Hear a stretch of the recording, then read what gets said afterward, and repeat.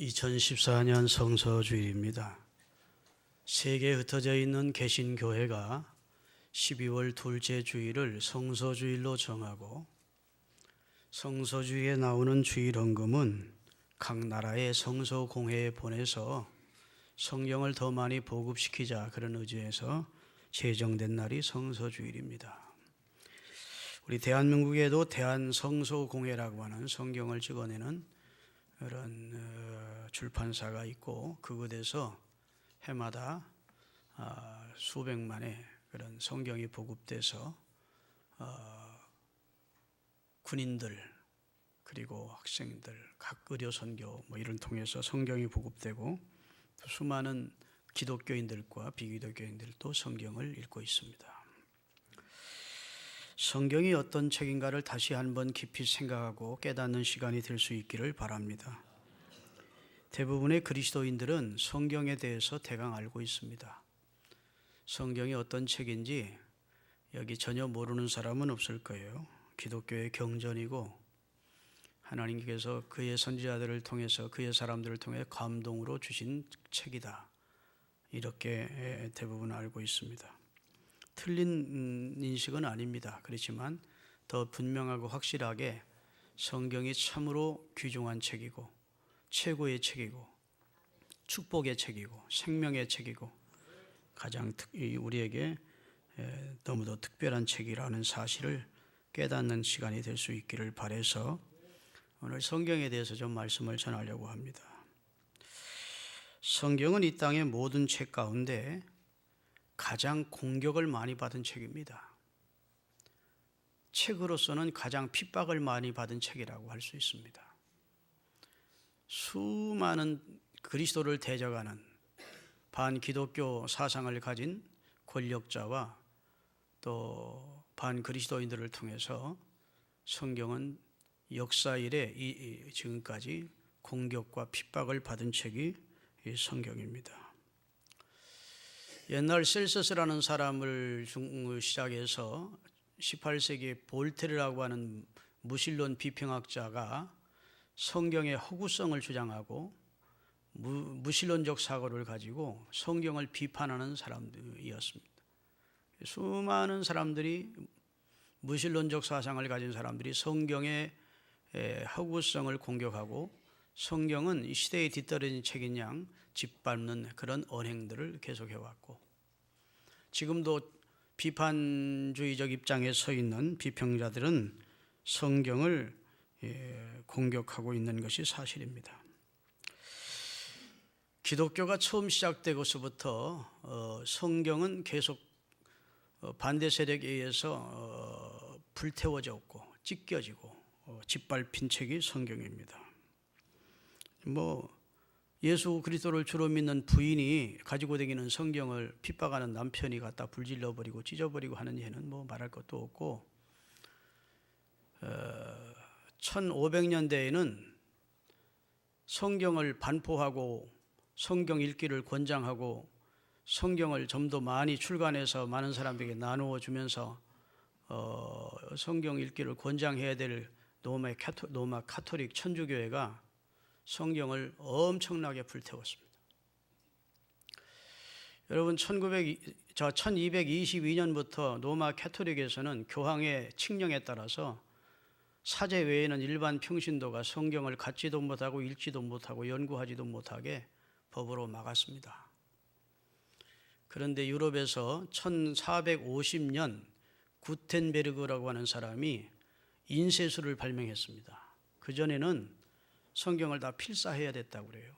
서기관들이 성경을 필사해서 성경 내용이 얼마나 방대합니까? 그것을 가죽에다 필사를 하거나 그 다음에 파피루스에 필사를 해서 성경책 66권을 두기가 이게 쉽지 않다고요.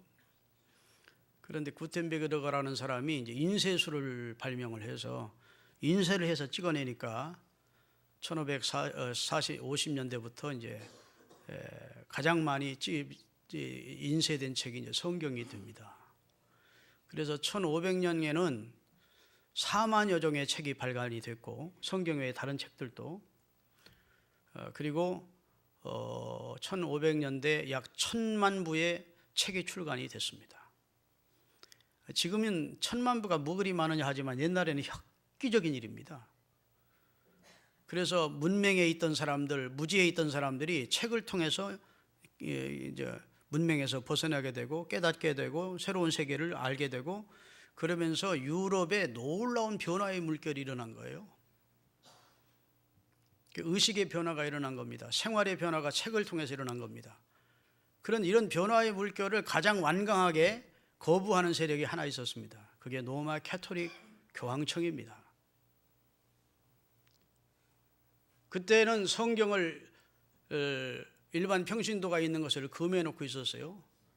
일반 평신도가 성경을 읽으면 로마 캐토릭이 성경에서 너무 많이 벗어나 있다는 것이 드러나기 때문에 자기들이 위협을 당하는 겁니다. 공격을 당하게 돼 있고 자기 입지가 위태로우니까 성경 보급을 못했는데, 인쇄술이 발달되면서 성경을 이제 발간하고 성경을 평신도로 읽기 시작하니까 성경을 다 회수하게 하고, 그리고 불질러 버리고 성경을 더욱 읽지 못하도록 강력한 핍박을 했는데, 그러면서 일어난 사건이 왈도 사건입니다. 왈도라는 사람, 신학을 공부한 분들은 여기 전사님 다 알 거예요. 피터 왈도라는 사람은 프랑스 니옹에서 태어난 신실한 그리스도인이었습니다. 정말 예수님을 사랑하는 제자였다고요. 그가 많은 재산을 다 팔아서 어려운 사람들을 구제하고 그 남은 돈을 가지고 성경을 출간해서, 성경을 번역해서 출간해서 많은 기독교인들에게 성경을 읽도록 권장을 하고 성경을 나누어 주었습니다. 그러니까 그걸 싫어하는 사람이, 가장 싫어하는 쪽이 누구라고요? 로마 캐토릭 교황청에서 큰일 났어요. 자, 일반 성도들이 성경을 읽어보니까 헌금 많이 한다고 죄 사함 받는다는 법도 없는데 성경 자기들은 그렇게 가르쳤지. 마리아가 뭐 신성이 있다는 말은 성경 앞만 찾아봐도 없는데, 마리아가 우리 기도를 응답해 준다는 말 없는데 자기들은 그렇게 가르치고 있지. 신상을 세우지 말랬는데 자기들은 곳곳에 신상을 세우고 있지. 평신도들에게 놀라운, 이건 막 획기적인 반발이 일어난 겁니다. 왜 하나님의 말씀을 떠나서 잘못 가르치는가? 그러니까 안 되겠다고 로마 교황청에서 피터 왈도라는 사람을 이단으로 규정해서 정죄했습니다. 그리고 피터 왈도를 따르는 수많은 사람들을 죽이는데 100만 명을 참살했습니다. 여러분, 10,000명도 많은데 100만 명을 죽였다고요, 유럽에서. 그것을 마녀 사냥이라고 합니다. 마녀 재판을 통해서. 그러니까 로마 캐토릭이 마녀짓을 했다는 겁니다. 성경을 반포해야 될 사람이 성경 반포하는 사람을 죽이는 짓을 했으니, 교회가 성경을 핍박하고 성경을 공격하는 웃지 못할 기독교 역사가 있었다고요. 무슨 말 이해되시죠? 그 다음에 지금 공산주의자들이, 지금은 공산주의가 힘을 잃었습니다만 약 100여 년간 공산주의로부터 얼마나 성경이 핍박을 받았는지 모릅니다. 성경은 다 불태워졌고 짓밟히고, 성경을 가지고 있는 사람은 반동분자가 되어 그에 따른 큰 형벌이나 순교를 당해야 됐었어요. 세계적으로 이렇게 공경을 받은 책은 성경 외에는 없습니다. 성경은 특별한 책인데 특별히 가장 많은 공격과 핍박을 받은 책이다, 이렇게 말씀드릴 수가 있고, 두 번째는 성경은 그 어떤 책보다 많은 사람들에게 사랑을 받고 많은 사람들이 즐겨 읽는 단연 베스트셀러입니다. 할렐루야. 네. 그래서 최고로 많은 사람들이 해마다 구입하여 읽는 책, 요즘 말로 베스트셀러, 그게 성경이에요. 그리고 세계 약 3,000여 언어로 번역이 돼서 반포된 책이 성경입니다. 여러분, 아무리 베스트셀러, 성경 조여놓고 베스트셀러라고 하는 소설이나 문학작품도 번역이 한 50개 언어로 번역이 됐다면 성공한 책일 거예요. 그런데 성경은 약 3,000여 족속과 나라의 말로 번역이 됐어요. 브라질 같은 나라는 아마존 밀림에 들어가면 종족마다 언어가 다릅니다. 목사님, 나라가 200여 나라밖에 안 되는데 어떻게 3,000여 언어로 번역이 됐다는 말을 하십니까? 아프리카도 가는 데마다 달라요. 여러분, 태국만 가봐도 산족의 언어가 다르고 밑에 사람들의 언어가 다르고 그렇습니다. 이해되시죠?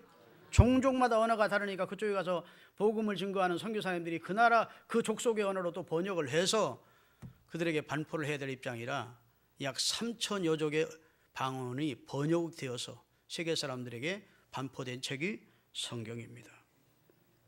아멘. 이 세상의 그 어떤 책도 베스트셀러라고 주장하지만 한 10년쯤 지나면 역사의 뒤안길로 사라져요.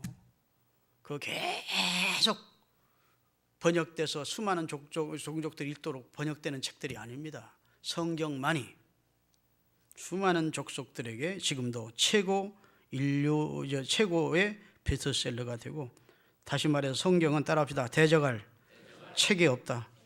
성경과 견줄 만한 책이 이 땅에 없습니다.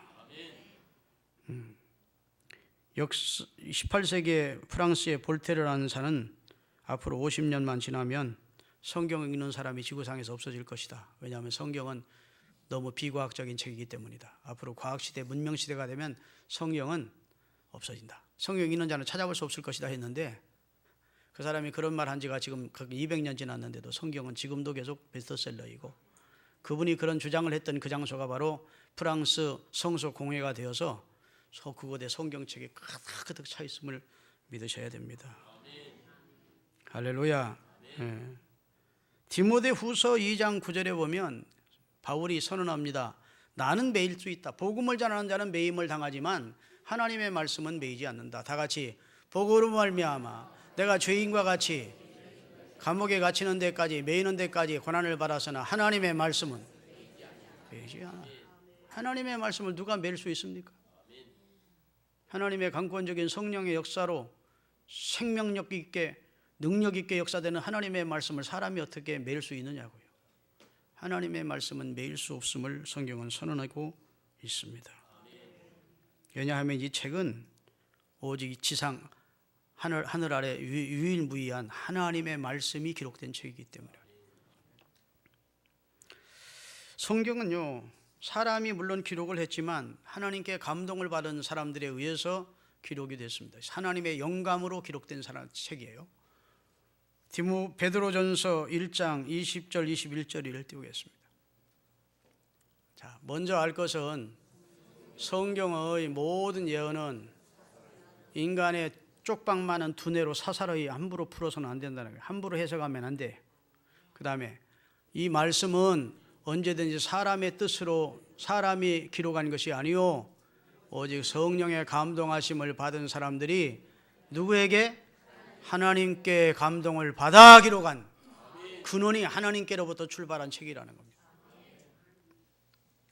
할렐루야.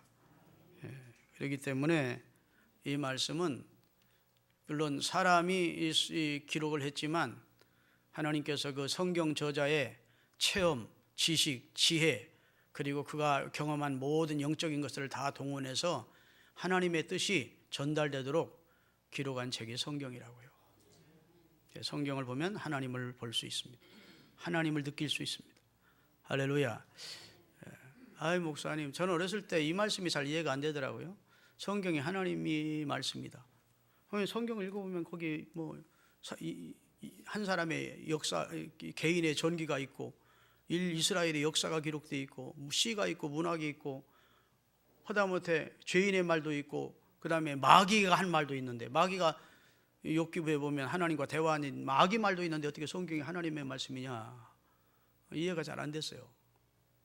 근데 이제 신학교 들어가서 성경은 축자 영감설로 기계적 영감설, 그런 유기적 영감설을 배우면서 하나님의 성경 저자의 마음을 성령으로 감동해서 그가 가지고 있는 지식, 지혜, 그의 경험, 할렐루야, 그의 능력을 총동원해서 그가 하나님의 뜻이 전달되도록 유기적으로 하나님의 성령이 역사해서 하나님의 뜻을 이 땅에 기록되도록 알려지도록 기록한 책이 성경이구나.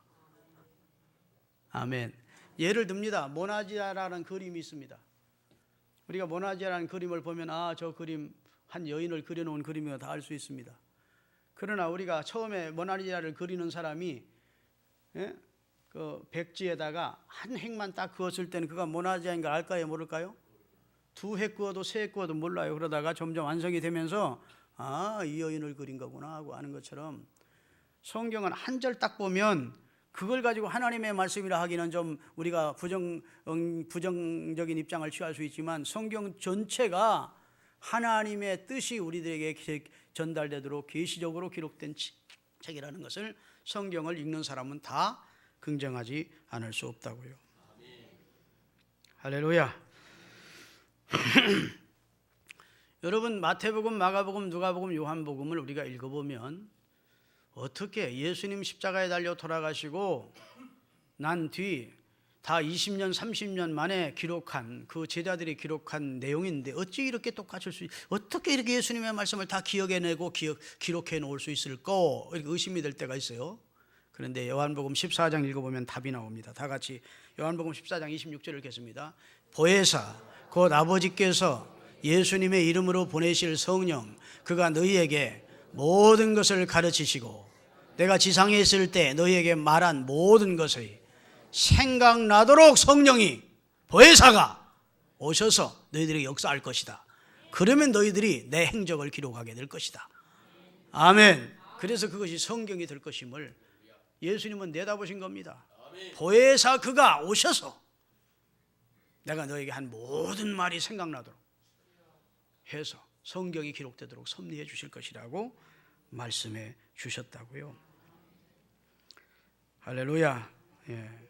여러분, 이 세상에 책이 많지만 이런 성령의 감동으로 기록된 책은 오직 성경밖에 없음을 깨달으시기를 주님의 이름으로 축원합니다.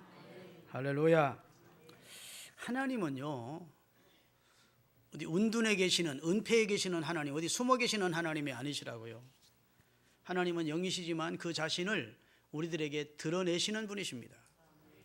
나는 여호와니라. 나는 전능한 자니라. 나는 스스로 있는 자니라. 나는 치료하는 자니라. 할렐루야. 나는 사랑이라. 이런 하나님 자신을 계시하시는데 하나님이 자기 계시의 방법이 두 가지입니다. 하나는 일반 계시예요. 하나는 특별 계시입니다. 자, 일반 계시는 일반 은총이라고도 합니다. 특별 계시는 특별 은총이라도 해요. 여러분, 이 광대한 우주와 질서정연한 이 세계상을 보면서 우리가 무엇을 생각해야 되느냐? 하나님의 능력과 신성과 영광을 보라는 겁니다. 하나님은 천지 만물을 통해서 자신의 능력을, 자신의 신성을, 자신의 영광을 나타내 보여주고 있다는 겁니다. 아멘. 여러분, 얼마나 이 우주가 질서정연합니까? 인체만 보더라도 얼마나 기기묘묘합니까? 그렇죠? 집마다 지은이가 있는데 천지를 지으시는 여호와시니라. 과학자들의 말처럼 핵산이라는 아민산이 떠돌아다니다가 뭉치고 그래서 혹성이 된 게 아니라고요. 그러면 그 혹성이 어떻게 자전하고 공전하고 우리가 그 속에 생명체가 나올 수 있는, 아무리 지금 과학이 발달해도 생명만은 못 만들어냅니다. 그렇죠? 난자와 무슨 뭐 이런 생명체를 동원해서 어떻게 지금은 과학으로 만들어낼 수 있지만 그것도 여성의 그런 짐승의 암컷의 난자가 통해서 만들어낸 것이 생명체가 전혀 없는, 정자와 난자가 없는 상태에서 이 세상에 어떤 생명이 존재한다 있을 수 없다. 성경은 하나님이 태초에 천지를 창조하셨다. 그러면서 로마서 1장 19절 20절에 나중에 하나님 앞에 가서 나는 하나님 몰라서 못 믿었어요 핑계 못하도록 하나님이 보여주셨대. 자, 이는 하나님을 알만한 것이 사람 속에도 있대. 양심이라는 걸 넣어주셨대요. 하나님을 찾는, 영혼을 사모하는 양심이라는 것도 첫 번째 사람 속에는 넣어주셨고, 그 다음에 19절 창세로부터 그의 보이지 아니하는 것들 곧 하나님의 보이지 않는 영원하신 능력, 그의 신성, 그가 만드신 만물에 다 보여 알려졌나니 그러므로 사람이 핑계 못한다. 하나님의 능력과 그의 신성이 이 만들어 놓은 천지 만물을 보면 나 하나님 몰라서 못 믿었습니다, 나 하나님 인정할 수 없습니다 못할 정도로 하나님은 천지 만물을 통해서 인간의 양심과 그 다음에 영혼을 사모하는 마음을 통해서 하나님을 희미하게 나타내셨다는 겁니다. 이게 이제 일반 계시예요. 근데 하나님께서는 성경을 통해서는 하나님의 백성들에게 특별 계시를 한 겁니다. 이건 분명하고 구체적으로 나는 여호와니라. 나는 창조하니라. 아멘. 나는 너희를 사랑한다. 너 인생은 이렇게 지어졌고 이렇게 타락했다. 너희를 내가 이렇게 구원하기를 원한다. 이렇게 하나님께서 하시는 일, 하나님의 능력과 신성과 그리고 그가 하시는 일과 그의 모든 것을 성경을 통해서 우리에게 계시해 주셨다고요. 그래서 성경은 하나님의 특별 계시입니다. 할렐루야. 칼 말트라고 하는 신학자가 있었습니다. 그는 하나님의 말씀이 세 가지 형태로 우리 가운데 나타난다 그랬어요. 첫 번째는 말씀이 육신이 되신 그리스도로 나타났다.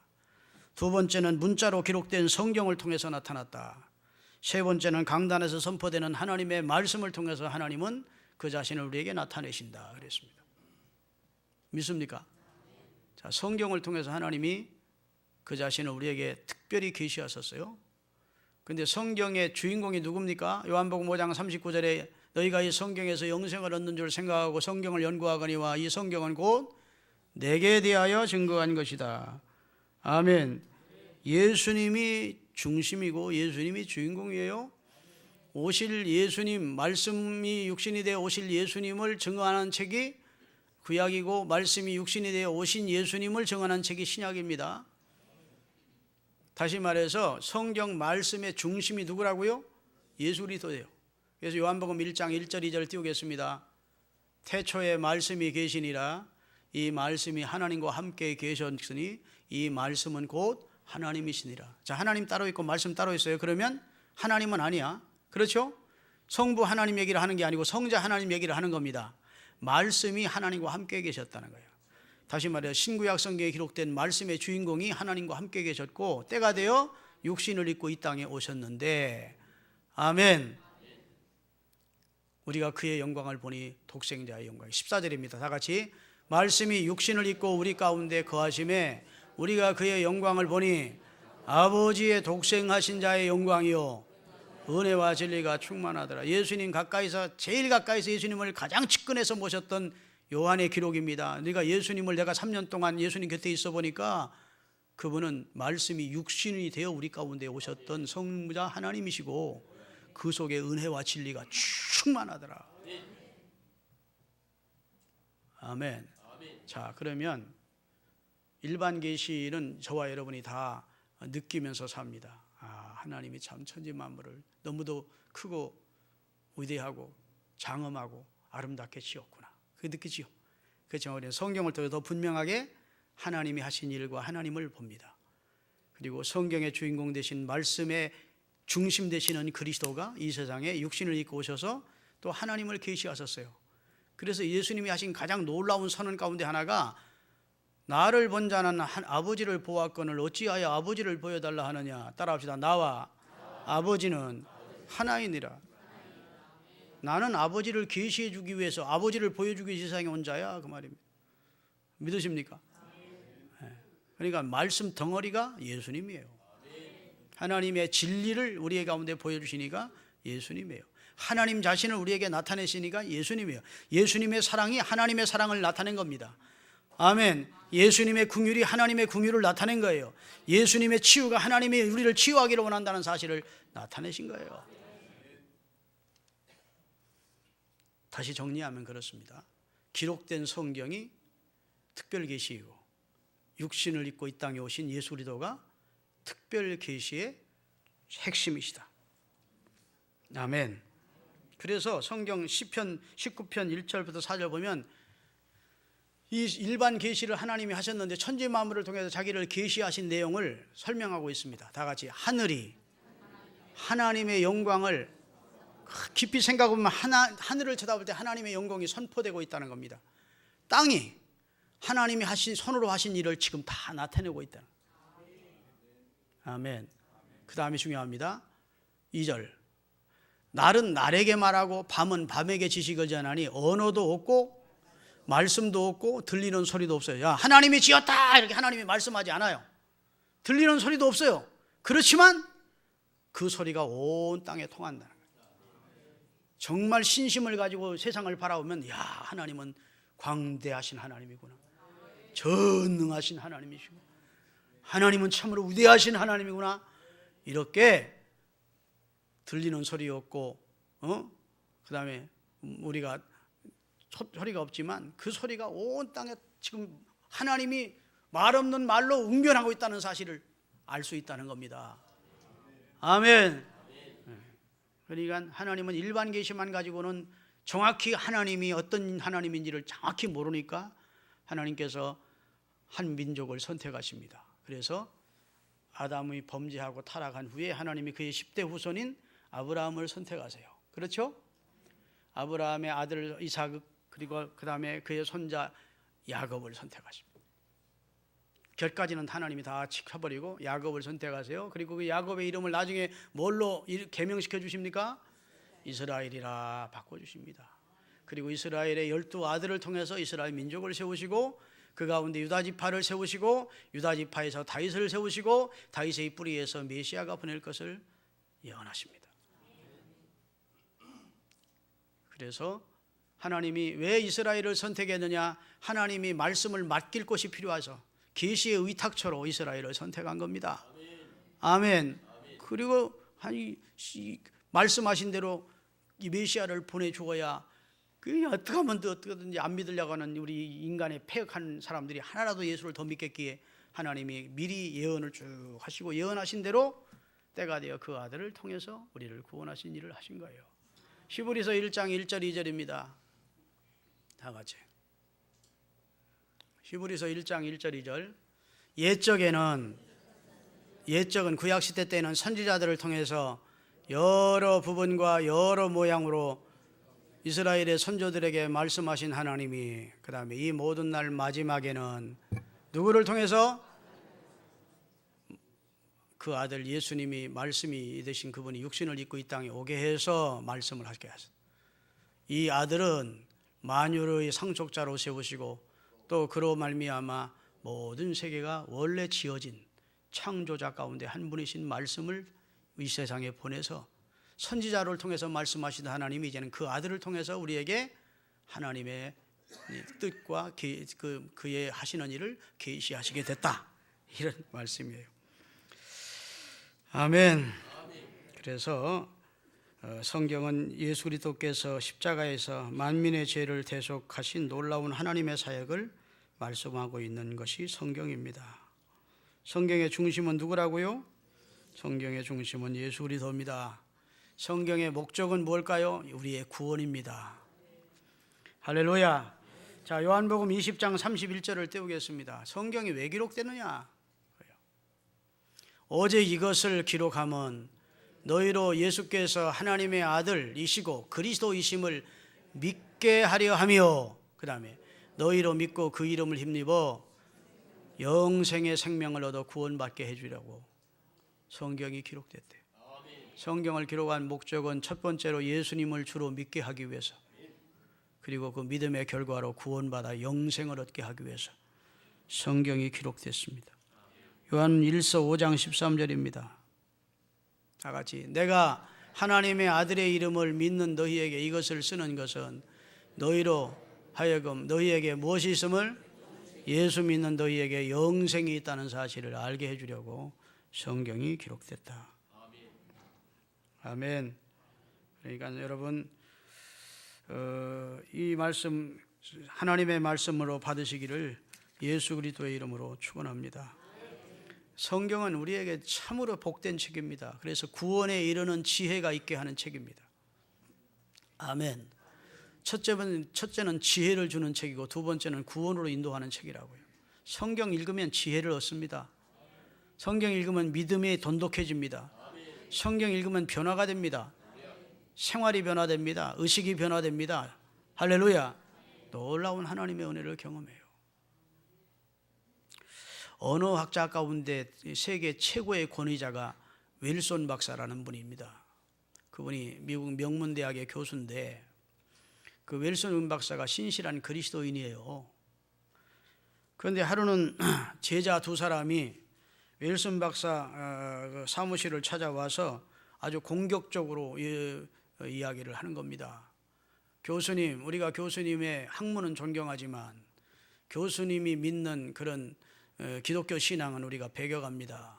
지금 21세기에 성경을 진리로 믿는 교수님이 어울리지 않습니다. 교수님의 학문과 성경을 믿는 교수님은 매치가 안 됩니다. 어떻게 성경이 하나님의 말씀입니까? 이렇게 공격을 해야 되는 거예요. 그래서 그 윌슨 박사가 이렇게 말했습니다. 자네들 성경을 몇 번이나 읽어보고 그런 결론을 내렸는가 하는 거예요. 근데 서로 얼굴만 마주 볼 뻔 대답을 못하는 겁니다. 적어도 한 번을 읽어보았겠지. 그랬더니 그래도 대답을 못하는 거예요. 나는 20살 때부터 40년간 하루에 2시간씩 성경을 읽었다네. 나는 성경을 읽으면서 한 번도 성경이 하나님의 말씀이라는 사실을 의심해 본 적이 없다네. 아니, 성경을 읽을수록 성경이 하나님의 말씀이라는 것을 더 확신하게 되었다네. 자네들이 나와 성경 가지고 토론을 하려면 적어도 성경을 2독은 하고 와서 나하고 토론을 하세요. 그리고 보내버렸는데 2년 후에 그 학생들이 다 신실한 기독교인들로 변화됐더라는 겁니다. 여러분, 자꾸 믿음이 성장하지 않거든 성경 읽으세요. 나는 우리 교회 교인들이 성경 읽었다 하는, 지금 그분이 성경 읽고 있다 하는 걸 사람을 주목해 보면, 성경 1년 1독하기 위해서 열심히 읽고 있다, 그분의 신앙을 주목해 보면 확실히 달라지는 걸 봅니다. 옛날 그 모습이 아니고 신앙생활하는 자세도 모습도 그 다음에 하나님 앞에 헌신이나 봉사하는 모습이 완전히 달라져요. 성경은 그런 능력이 있는 책입니다. 성경은 살아있는 말씀이에요. 좌우의 날쌘 어떤 검보다 예리해서 우리의 심령과 혼과 골수를 쫄려 쪼개어 우리를 변화시키는 능력이 있는 책입니다. 성경은 이야기나 소설이 아니에요. 한 문학작품이 아니라고. 하나님의 말씀은 살았고 운동력이 있어. 할렐루야. 이사야 55장 11절입니다. 하나님의 입에서 나간 말은 하나님이 그 말씀을 이루지 그대로 돌이키는 법이 없대요. 내 입에서 나가는 말도 이와 같이 헛되이 내게로 돌아오지 아니하고 나의 기뻐하는 뜻을 이루며 나의 본한 일에 형통함이리라. 빛이 있으라 하시면 빛이 있는 것이지, 청년아 일어나라고 나이성과 아부의 아들을, 죽은 아들에게 말하면 일어나는 것이지, 일어나지 못하고 그 말이 돌아오는 법이 없다는 겁니다. 나사로야 나오너라 하면 날아오는 것이지 나사로가 그냥 무덤에 있을 수가 없다는 겁니다. 하나님의 말씀의 능력입니다. 이 말씀을 가까이 하다 보면 내가 능력을 얻습니다. 신앙의 능력을 얻습니다. 지혜를 얻습니다. 생활이 변화됩니다. 놀라운 말씀이 성경이라고요. 그래서 성경에 보면 하나님의 말씀을 주의하러 묵상하는 자가 복이 있다. 요한계시록 1장 3절에 보면 이 예언의 말씀을 읽는 자와 듣는 자들과 그 가운데 기록한 것을 지키는 자가 복이 있다. 다 같이 이 예언의 말씀을 읽는 자와 듣는 자와 그 가운데 기록한 것을 순종하는 자들이 복이 있다. 첫째는 읽어야 되고, 둘째는 들어야 되고, 성경, 셋째는 그 말씀을 순종하는 자는 복이 있다고 성경은 명명백백이 우리에게 말씀해 주신 줄로 믿습니다. 성경 내용은 이런 내용이에요. 따라합시다. 내가 천지를 지었노라. 내가 인생도 지어 인간도 지었어요. 두 번째, 내가 너를 사랑하노라. 세 번째는 내가 너를 선택했노라. 내가 너를 구속하였노라. 내가 너를 위하여 영원히 거할 처소를 예비하였노라. 그 내용입니다. 하나님 창세기 1장 1절에 내가 천지를 창조한 얘기 안 하고, 그 다음부터 그 하나님이 우리를 사랑한다는 얘기예요. 범죄한 우리 인생을 사랑해서 구원하시기 위하여 일부를 선택하신 이야기입니다. 그 선택에 여러분과 제가 세 번째로 포함이 된 겁니다. 그리고 주님이 그 아들을 보내서 우리를 구속한 겁니다. 우리 죄값을 지불하시고 우리를 멸망해서 구속해냈다고요. 그리고 우리를 위해서 처소를 예비해 놓고 계십니다. 그 사실을 믿는 여러분과 제가 될 수 있기를 주의 이름으로 축원합니다. 한 해를 마감하는 연말이 됐는데, 여러분 성경 읽기 시작해서 내년 연말까지 성경 꼭 일독하시려는 분들이 많기를 바랍니다. 성경 읽기 전에 하나님 기도 앞에 잠깐 기도한 다음에, 하나님 오늘 성경을 통해서 하나님이 내게 주시는 말씀을 내가 알고 받게 하옵소서, 깨닫게 하옵소서. 그리고 경건한 자세로 성경 읽다 보면 성경이 살아서 나를 변화시키는 놀라운 역사를 경험하게 되고, 성경 읽을 때 심령이 뜨거워짐을 경험하게 될 줄로 믿습니다. 기도하겠습니다.